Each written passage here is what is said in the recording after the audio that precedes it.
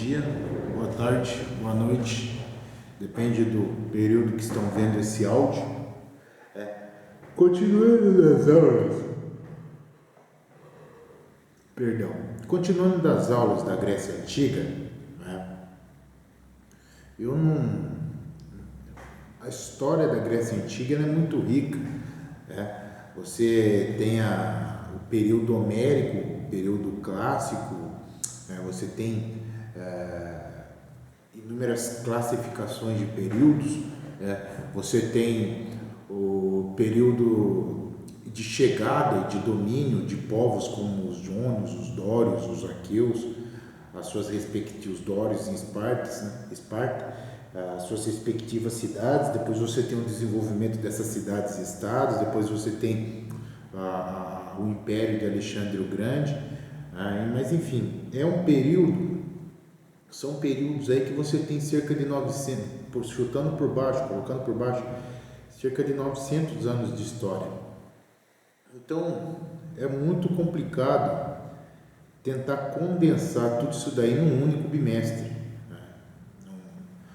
Aqui nós teríamos que ter, pelo menos o que eu acho, se fosse para aprender algo no mínimo digno, vocês deveriam ter aí um curso intensivo de Grécia Antiga e ministrado não por um professor de história contemporânea, que sou eu, mas por um historiador da antiguidade, porque é um período muito distante do nosso, do que nós vivemos, e de fato é um pouco complexo para que os senhores imaginem. Como que eu posso facilitar a imaginação dos senhores? Confrontando o período passado da Grécia Antiga com o tempo que os senhores vivem. E outra coisa que eu posso fazer para chamar a atenção dos senhores, essa história, essa confrontação, que dentro da história nós poderíamos chamar de história comparada, é bacana, é legal. Já o segundo método que eu posso utilizar, que eu posso lançar a mão para atraí-los, para atrair a atenção dos senhores, é um método que é o mais utilizado por todo mundo. 98% dos professores utilizam esse método, mas é um método que eu não gosto, que é impressionar. Eu cito coisas do passado que podem impressionar os senhores, e por meio desse deslumbro dos senhores por causa dos fatos citados por mim, por meio desse estranhamento, eu faço uma atração dos senhores para a minha disciplina. O complicado de tentar atraí-los dessa forma é que o conteúdo histórico ele pode ser muito tendencioso, entendeu? Ele pode ser muito tendencioso e não corresponder com a realidade. Então, como historiador, tenho um compromisso com a realidade histórica, eu não vou adotar esse segundo. Mas, enfim, vamos para o que nos interessa, Porque nos interessa.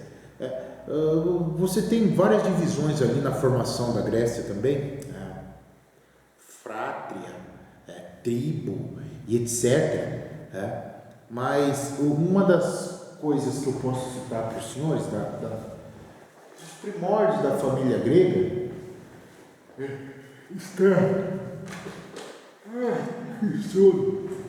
está nesse livro aqui, A Cidade Antiga, do Fusso de Coulanges, historiador francês do século XIX. O que o Fusso descreve aqui?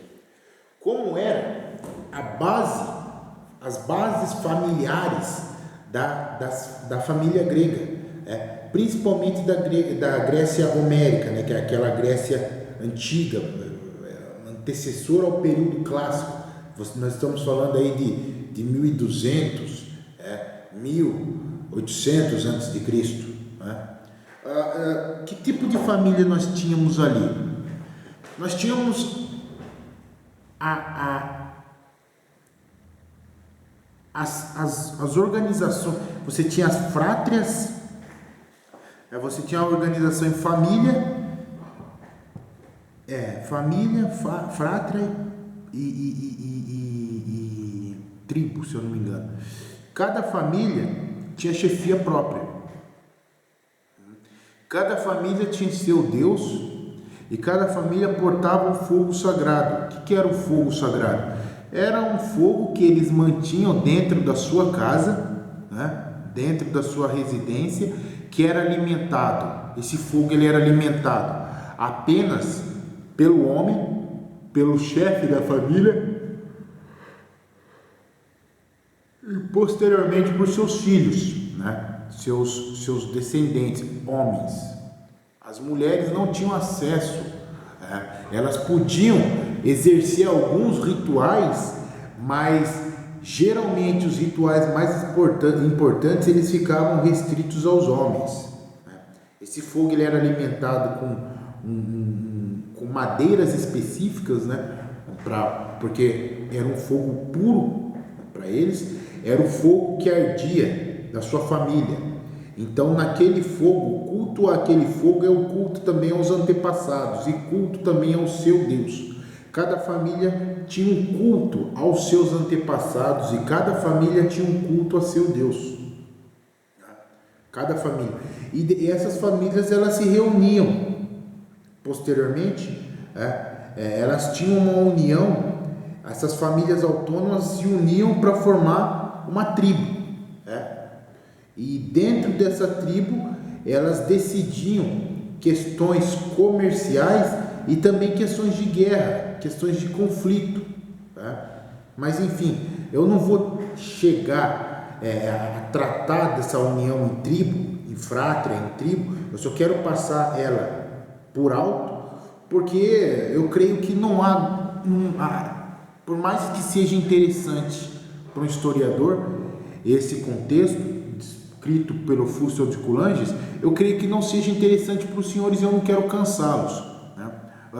Outra coisa interessante desse contexto aí, os casamentos, né, eles eram sim orquestrados, organizados, né? E era de fundamental, já que o fogo sagrado, você percebe que há toda uma organização social em torno daquele sagrado, né? Já que o fogo sagrado exige rituais específicos diariamente e também aquele padrão religioso exigia também rituais em determinadas datas do ano, e que esses rituais fossem desempenhados apenas por homens, então era fundamental para uma família ter um herdeiro homem, né? Ter um herdeiro homem, né? Não só para questões políticas e questões de guerra, mas também para que os seus rituais permaneçam.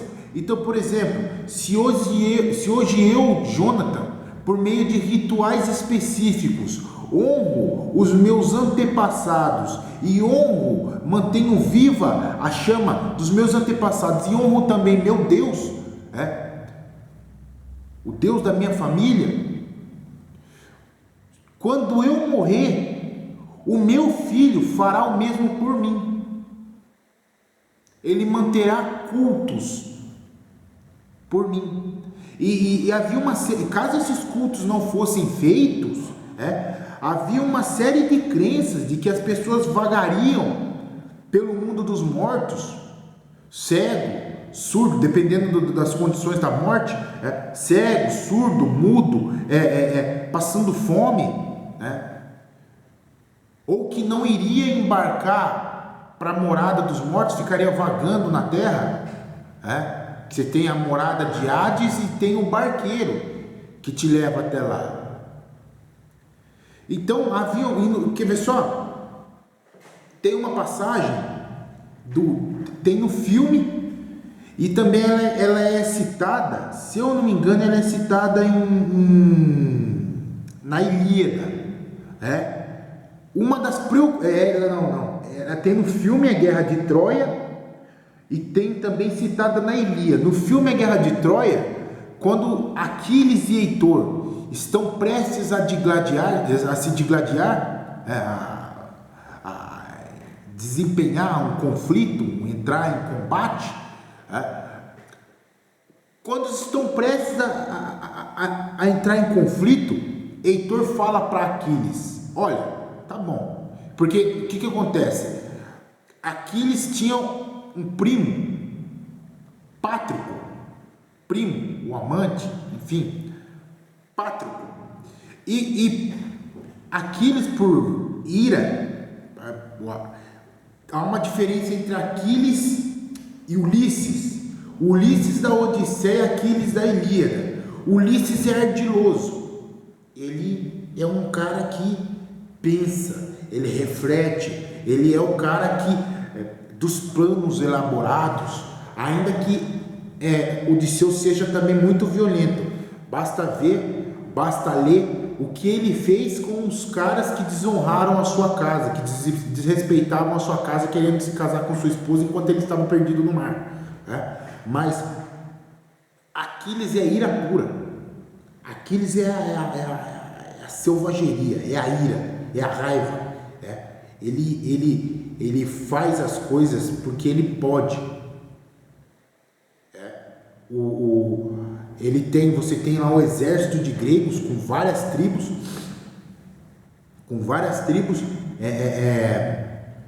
lutando na guerra de Troia. Aquiles estava também por causa de uma desavença com Menelau ou Agamenon. Não, com Agamenon. Menelau é o que toma o chifre. Por causa de uma desavença com Agamenon, Aquiles se recusa a lutar. E ele sabe que ele e os seus guerreiros são os mais poderosos do lado dos gregos. E ele se recusa a lutar. Desenvolve uma série acontece uma série de acontecimentos, né? E Pátroclo veste a armadura de Aquiles, né? E vai para o campo de batalha. Nessa investida, Heitor mata Pátroclo. Aquiles surta e vai ao confronto de Heitor. Quando estão prestes a lutar, quando estão prestes a se digladiarem, né? O que acontece? Heitor pega e fala: não, tá bom, a gente luta, mas quem morrer deve ter o seu corpo honrado e receber os devidos ritos fúnebres, né? Ou seja, por que eu citei essa passagem eu acho que tem na Odisseia também, mas da Ilíada? Por que eu citei essa passagem? Não, tem na Ilíada. É da Ilíada. Eu estava refletindo se tinha na Odisseia, mas enfim. Porque você vê a importância desses rituais para o grego. O cara, ele está prestes a lutar com o maior guerreiro que ele já viu. Heitor era top. Só que Aquiles era praticamente um semideus. Aquiles era o cão, virado no avesso, lutando. Era um guerreiro sem igual. Então ele está prestes a morrer. A primeira coisa que ele faz é o quê? Garantia dos rituais fúnebres, de tão importante que eram esses rituais. Aí no filme, se eu não me engano, no filme, não está isso na Odisseia não, Aquiles pega e fala para ele: não há acordo entre homens e leões, ou seja, homem você, leão eu. No filme fala isso, mas enfim, o filme tem muito anacronismo, mas não nos cabe aqui discutir sobre isso, embora o filme seja muito bom. Então, essa estrutura familiar grega, além da sua importância na política e na guerra, tinha uma importância também muito grande o aspecto religioso. Então, era de suma importância que uma família, que um chefe de família tivesse um filho homem, para que os rituais fúnebres dele, do pai, quando morresse, fossem respeitados, e que os rituais para os antepassados realizados em determinadas épocas do ano, e o ritual de manter o fogo sagrado de sua família sempre aceso por um homem, era fundamental um homem para que esses rituais fossem mantidos. O que acontece?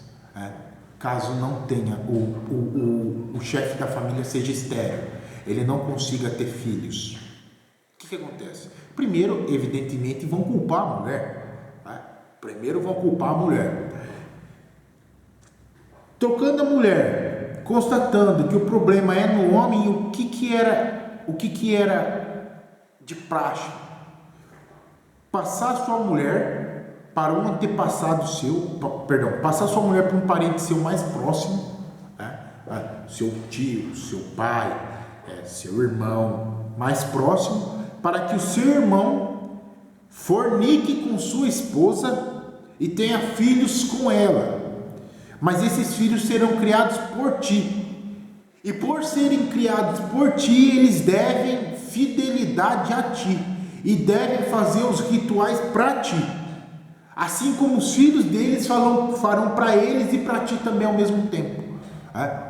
Então, percebam que a fidelidade, naquele contexto, ela não sobrepujava os rituais.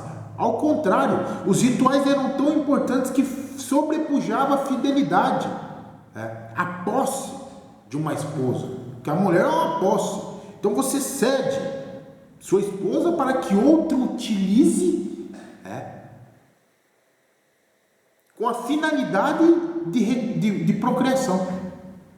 Então percebam que a importância desses ritos fúnebres, desses rituais na Grécia Antiga. Posteriormente, no período clássico, você tem uma alteração. Isso que eu estou falando aqui é basicamente o período homérico, mas enfim, não quero entrar nesse contexto.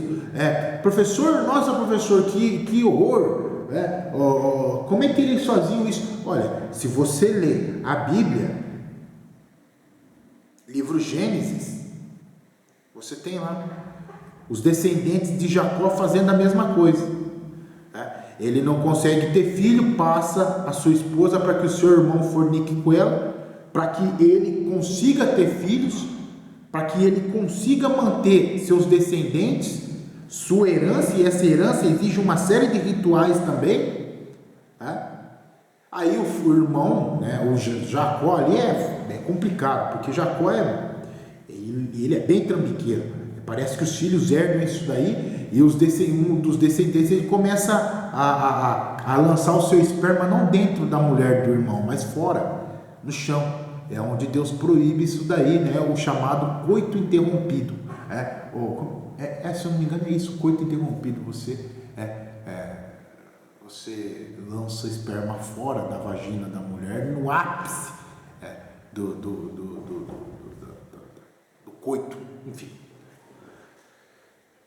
Dando um panorama da família grega, vamos agora, porque eu estava falando de Esparta.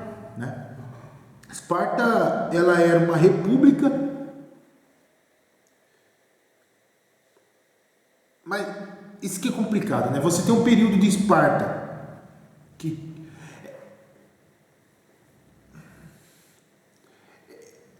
podemos chamar de uma monarquia republicana? Não dá. Mas que tipo de organização você tinha em Esparta? Você tinha um rei, geralmente eleito. Esse rei, ele só gozava de plenos poderes em tempo de guerra, porque a sociedade espartana ela era completamente hierarquizada. Era o espartano, ele é antes de tudo um soldado. O espartano, toda a sua criação, ali, a criança atinge os 7 anos, você tem o agogé, se não me engano, que é o processo onde as crianças começam a receber treinamentos militares. Elas são treinadas, criadas, educadas em acampamentos, jogos que incentivam a rivalidade. Isso daí está em Plutarco, se eu não me engano. Jogos que incentivam a rivalidade, lutas, combates, companheirismo, porque eles moram juntos, dormem juntos. As crianças passavam um perrengue danado e eram ensinadas desde criança a cumprir as leis. estipuladas pela sociedade, pelos cidadãos espartanos. Dentro de Esparta você tinha 3 grupos. Você tinha os espartanos. Eu não posso não lembrar os nomes aqui, né? Mas os nomes dessas camadas sociais, mas eu consigo citar aqui as funções. Você tinha 3 camadas sociais distintas. Você tinha os espartanos, você tinha os camponeses. O que os espartanos faziam? Os espartanos eram cidadãos plenos, eram descendentes eles acreditavam ser descendentes dos dórios, que dominavam a Peloponeso, a região ali onde situava-se Esparta. Eles acreditavam ser descendentes dos dórios, que controlavam a região. Então, os espartanos eram aqueles descendentes dos conquistadores e eram cidadãos plenos. Era eles que decidiam as políticas da cidade. O que o cara fazia? O cara, ele administrava e guerreava. Depois você tinha um grupo de camponeses que não eram cidadãos, mas em tempos de conflitos extensos, eles eram chamados para servir o exército. Não eram cidadãos e eram pessoas que eram livres, não eram escravos, tinham terras para cultivar, mas eram obrigados a repassar essas terras para os cidadãos, para os iguais, os espartanos. Havia inúmeros conflitos, porque eles serviam nas guerras, dependendo da guerra, se fosse muito complicado, esses camponeses, eles serviam nas guerras. Então eles faziam uma série de reivindicações também e tinha inúmeras revoltas. Como você vai se rebelar contra soldado? Soldado não é muito do diálogo, né, cara? Então, pensa como era um pouco tensa essa relação. Os espartanos, eles dominavam, eles dialogavam com a espada, geralmente. Aí, tanto que a educação deles era aprender a ler e escrever o mínimo. Eles eram, antes de tudo, soldados. Então, você tinha ali os cidadãos, os espartanos, esses camponeses, e o terceiro é o escravo. O primeiro não trabalha. A função dele social é outra. É o sacerdócio, é as guerras, é a política.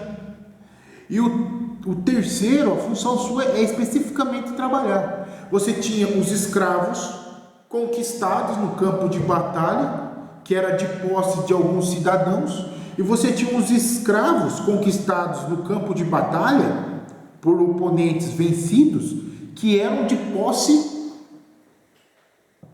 da polis, ou de posse do Estado. Então eles serviam não ao senhor, mas serviam à cidade, obrigados a servir a cidade. Majoritariamente faziam funções como policiamento, ajudavam na infraestrutura das cidades, mas majoritariamente eram do campo. Os espartanos, eles eram soldados de infantaria. Deixa eu ver se está gravando.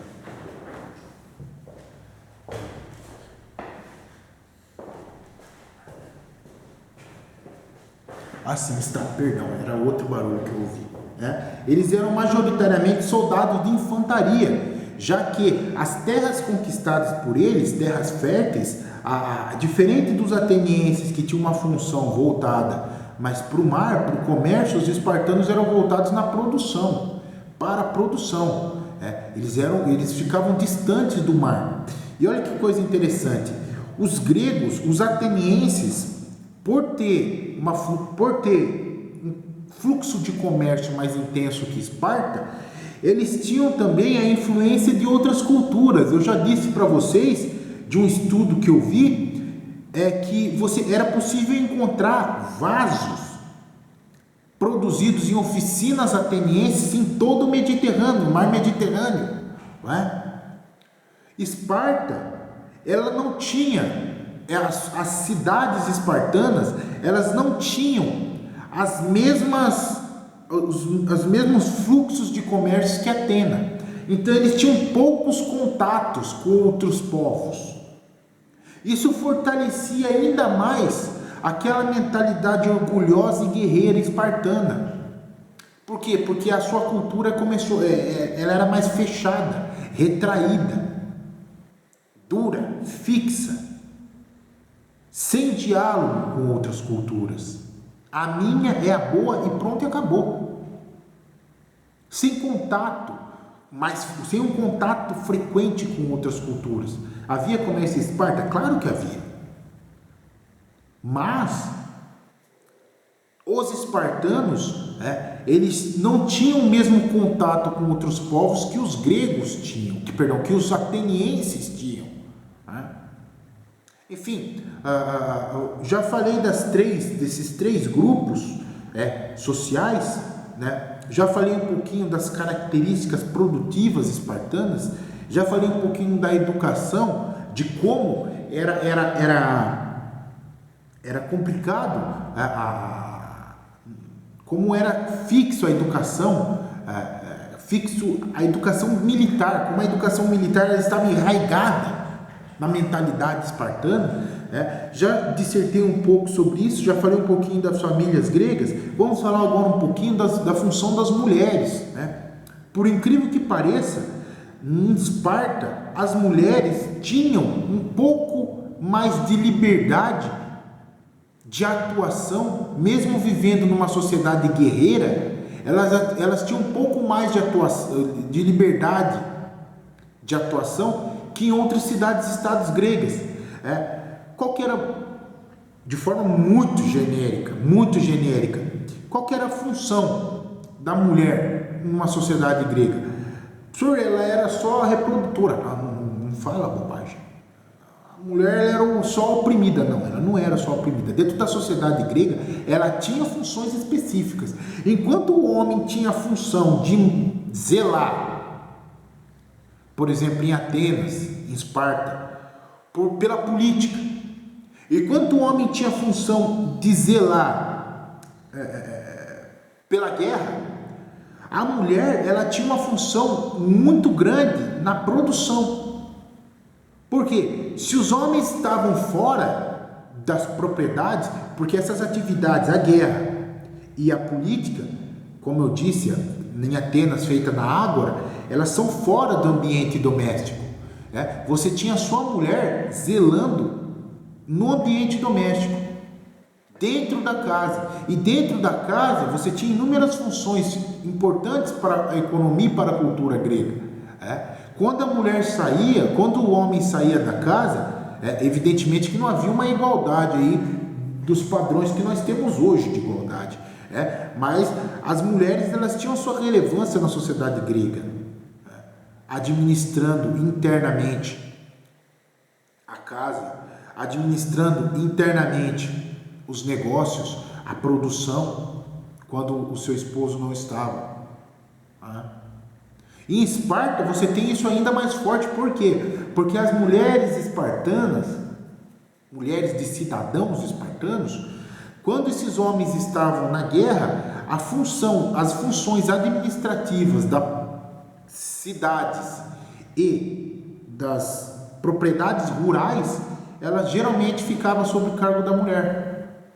Geralmente ficava no colo das mulheres. Então, mas de forma nenhuma nós podemos considerar uma sociedade igualitária.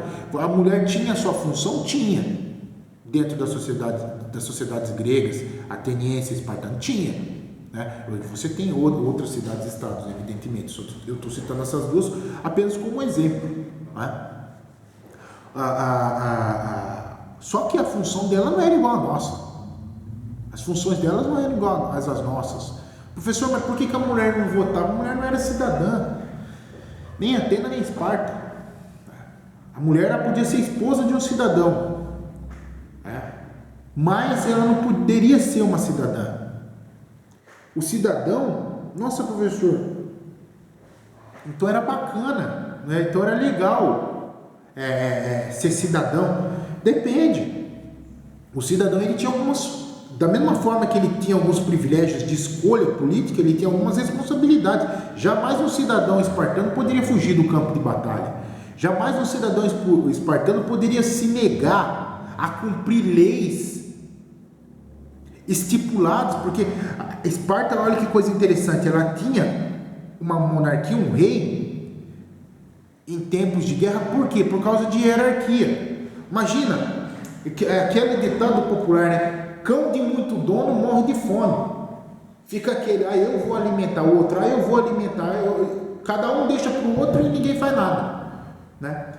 Eu lembro que quando eu servia no exército, eu era o comandante do meu GC e depois fui elevado a comandante geral da tropa, de início no caso 50 soldados, né? Eu fui 50 soldados, eu primeiro comandava, dava ali uns 10, 12, e depois fui levado a comandante geral. Depois eu briguei lá, né? Briguei com o sargento, briguei com parte da tropa, eu quero que eles se explodam, né? Essas pessoas que atualmente, poucas pessoas de lá eu tenho um apreço, eu tenho esmero, eu reconheço como uma pessoa digna. O restante é uma malta, uma caterva, um bando de asnos, né? de almas perniciosas, né? de pragas, entendeu? De cretinos, de imbecis, de pilantras. Poucos ali eu levo como pessoas interessantes. Uma maioria do que eu servi, né? Tudo porcaria, a ralé, sabe? A escória, entendeu? É a rapa, né? É a plebe, é o populacho. Mas enfim. E uma coisa interessante é que quando nós íamos fazer acampamento, você tinha lá os comandantes de cada agrupamento. Era um horror. Eu comandava 12 e cada um lá comandava, os demais comandantes comandavam 10, 12 também. Era um horror. Um horror. Por quê?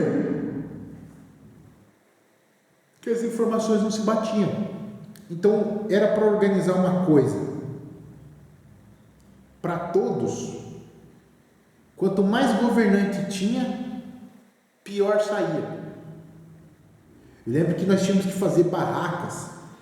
Nossa, um cara lá fez uma barraca e estava valendo ponto. O cara lá fez uma barraca, a barraca caiu à noite, era um horror. Os caras tremendo de frio, deitados no chão. Um horror. Aí, na próxima, o que fizeram? Botaram um comandante geral. Primeiro foi eu, depois foi um outro rapazinho lá, né? Melhorou, porque você tem uma hierarquização melhor. Eu assumo a responsabilidade das ordens, tanto para o bem quanto para o mal. Se acontecer alguma coisa ruim, eu sou o comandante, todo mundo vai apontar para mim. Se for bom, também é opção minha. Só que o que você tem aí? Uma melhor organização, decisões mais claras. Imagina, por exemplo, 10, você tem lá uma tropa de 1000 homens e você tem 100 comandantes. Qual que eu sigo? E aí? O soldado não pode ter dúvida. Tem que dar a missão, o cara tem que ir lá e cumprir, já era. Quando você tem um governante, quando você sabe para quem você está subordinado, é sempre mais fácil. É sempre mais fácil. Entendeu? Sempre mais tranquilo. Voltando. Quer ver só um exemplo Recentemente vocês viram lá um embate entre Bolsonaro e o Mandetta, antigo ministro da Saúde. Mandetta falava, fique em casa. O Bolsonaro, com aquela baixaria que ele fazia lá, saía, apertava a mão do povão sem máscara, espirrava na mão e dava a mão para os outros. Querendo ou não, isso confunde a população. Se você tem uma orientação, sem divergência, se você tem um caminho, você traz os outros com você para um líder. A Agora você tem, por exemplo, um líder, esse líder escolheu um ministro, ou seja, o Bolsonaro era chefe do Mandetta. Você tinha o Mandetta, que é o cara da saúde, que teoricamente, em termos de saúde, é o que nós deveríamos ouvir, falando uma coisa. E o Bolsonaro, que é um líder político. O Bolsonaro, pelo que eu sei, não é especialista em nada. Você consegue notar que é um homem de poucas palavras, né, de poucas letras, é uma pessoa que tem uma atividade neural. É evidente que ele tem uma atividade neural muito restrita, né, os neurônios pouco comunicam-se entre si, mas você tem um líder político e o líder da saúde. Qual você segue? É evidente que é o da saúde, é claro, mas o político, querendo ou não, ele é o chefe do da saúde. E aí? Eu vou seguir o chefe do chefe ou vou seguir o chefe? Eu vou seguir o chefe do meu chefe ou o meu chefe? Perceba que é um conflito aí. Então, na Esparta, você tinha um rei, só que em tempos de paz, quem que legislava? Você tinha um conselho de anciãos, que geralmente eram homens cidadãos, que já passaram por batalhas, enfim, com mais de 60 anos, que desempenhavam e elaboravam as leis em tempos de paz. Em tempos de guerra, você tinha um monarca, o rei, que era responsável por tudo daí. Aí, em tempos de guerra, a centralização do poder estava no rei. Em tempos de paz, o poder saía das mãos do rei e ia para o conselho. Olha que coisa interessante. Em tempos de Segunda Guerra Mundial, você tinha grandes generais. Você tinha o louco do George S. Patton. Você tinha o Eisenhower, que era um puta do general. Você tinha o Montgomery, britânico. Só três, citei só três. Os três eram aliados, 2 norte-americanos e um britânico, todos lutando contra a Alemanha. Qual você segue? Imagine se tivesse esses 3 generais. Qual você vai seguir? O que os Estados Unidos fez? Centralizou em um único cara, Montgomery. Até porque o Patton ele era meio doido. Centralizou em Montgomery. Montgomery foi o comandante-geral das tropas norte-americanas na Segunda Guerra Mundial. Centralizou tudo nele. Era o comandante-geral. Você centraliza, exército, você centraliza, tem que ser assim. Você pega até a organização da igreja. Imagina se tivesse aí 4 papas. E as informações seriam dúbias. Imagina se tivesse 5 professores falando sobre o mesmo tema. Para quem é historiador seria fabuloso. Você debate com um, concorda com um, discorda com outro, mas vocês, crianças, vocês não fazem isso. E aí? Né? O Brasil, o Brasil alguns oficiais brasileiros foram para o fronte de batalha na Segunda Guerra Mundial. O Brasil mandou cerca de 25 mil soldados em 44 para o campo de batalha para lutar no norte da Itália, ali na região de Monte Castelo. Enfim, mais norte da Itália. Nós tivemos 3 investidas em Monte Castelo, 2 investidas chefiadas por um general norte-americano, uma chefiada e rigorosamente centralizada no general Mascarenhas de Moraes, brasileiro. Qual que deu certo? A terceira, com Mascarenhas de Moraes. Você teve uma centralização. Ele organizou, centralizou e atacou. Então, a sociedade espartana militarizada, ela seguia esses critérios de hierarquia. Em tempos de guerra, qual lei deve ser seguida? As leis dos anciãos. Em tempos de paz, perdão. Em tempos de guerra, você tem o monarca, o líder supremo, o general, o comandante da tropa e também aquela pessoa que tem uma função não só militar, mas também espiritual. Enfim, eu vou tentar pesquisar aqui os grupos que me fugiu o nome, só para citar para os senhores, e depois eu vou encerrar a aula e falar o que eu quero dos senhores. Você tem ali os espartanos, ou os iguais, que é essa é a elite, né? É a aristocracia, uma aristocracia militar, eles eram militares. Depois você tem os periecos ou provincianos, formava uma camada intermediária que era composta por homens livres, mas não cidadãos, habitantes das margens menos férteis do rio Eurotas. Ali se dedicavam ao pastoreio, à agricultura, ao artesanato e ao comércio. As comunidades pagavam tributos aos espartanos e, em casos de guerra, eram convocados para o exército. Esses eram o que eu falei aqui, os camponeses, né? Mas não viram que eles não eram só camponeses, também eram artesãos e desempenhavam funções de comércio. Tudo levava a crer que eram descendentes das populações aqueias conquistadas pelos dórios. Então você tem aqueus, que são esses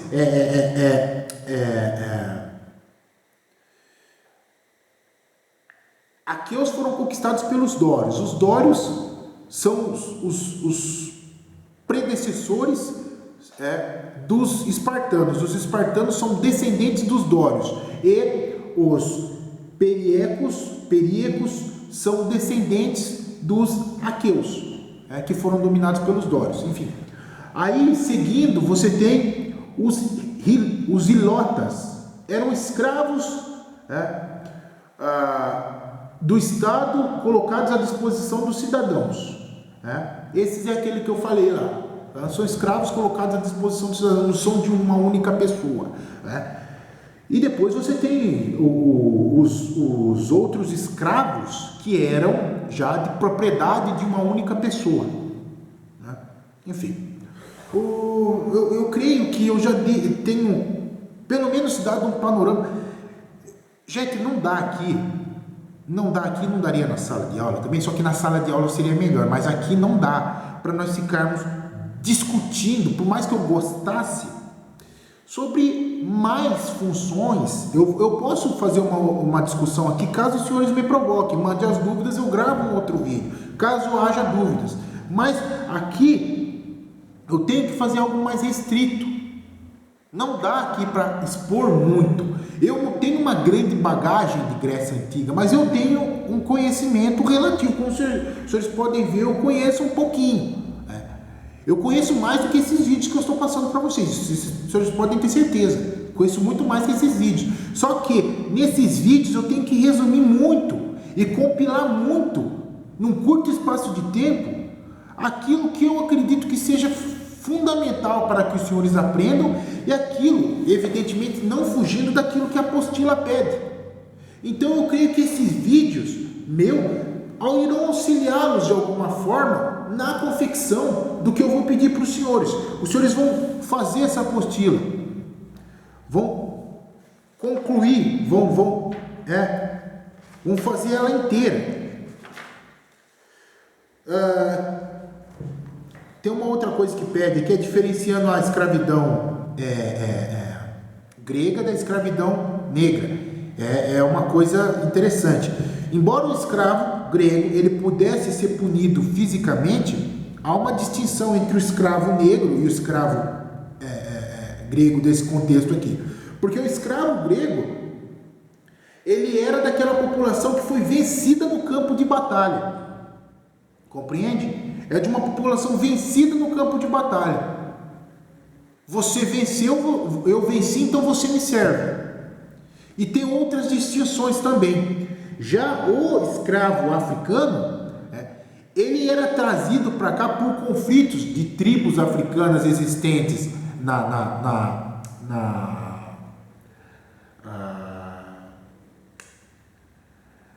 África.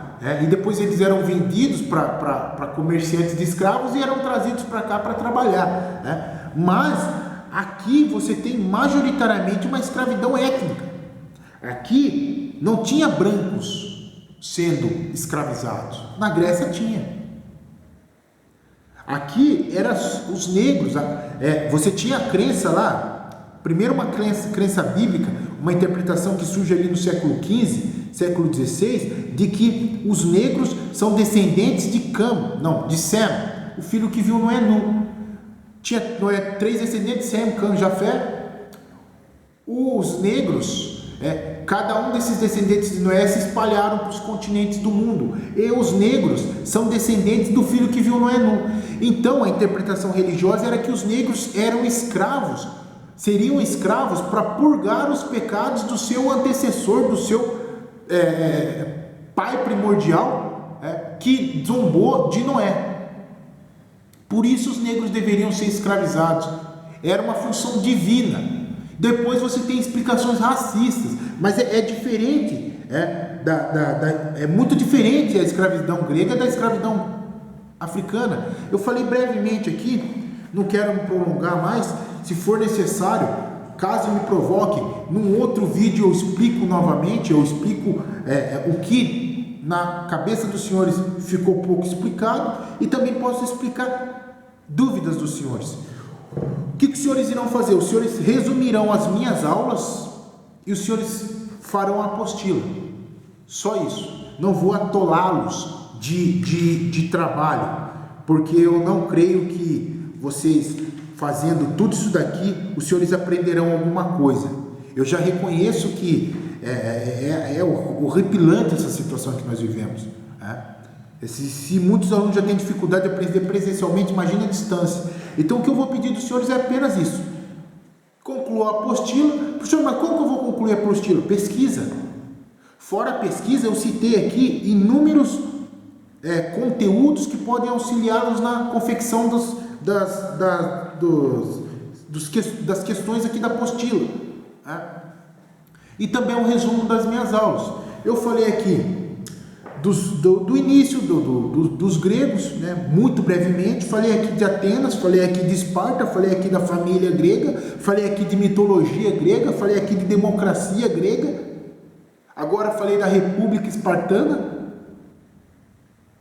Então eu falei aqui de inúmeros temas que podem auxiliar os senhores. É isso só. Vão fazer a apostila e vão resumir minhas aulas. O resumo das minhas aulas eu vou conversar com os senhores e vou estipular uma data. O resumo, quer dizer, a apostila feita, os senhores devem me entregar até o final do bimestre. Daí eu vou dar um prazo mais longo para os senhores. Em suma, é isso.